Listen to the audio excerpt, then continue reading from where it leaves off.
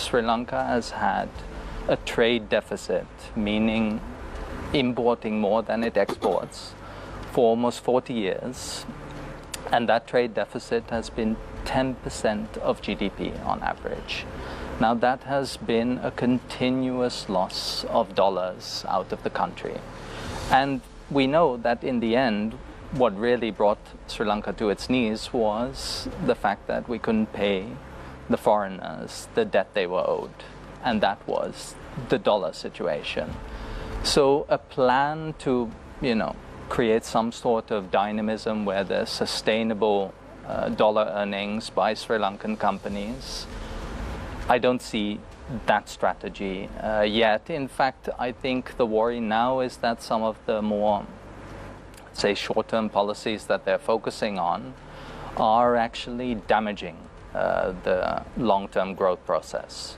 And so there we can see some of the ramifications have been high interest rates, the raising of taxes.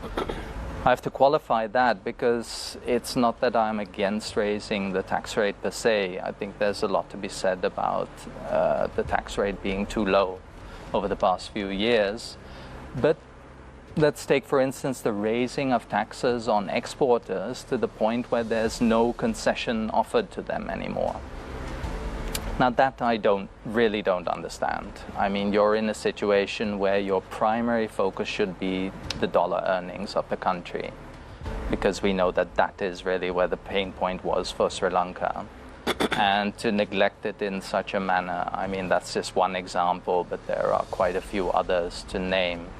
And I'm worried, that all of these discussions are basically missing the main point, which is what is the strategy for Sri Lanka's long-term growth, raising the living standards of the ordinary people, because that's really what we've seen in the successful developing countries around the world, where they have adopted certain policies that have managed to raise the ordinary people out of the poverty levels seen there.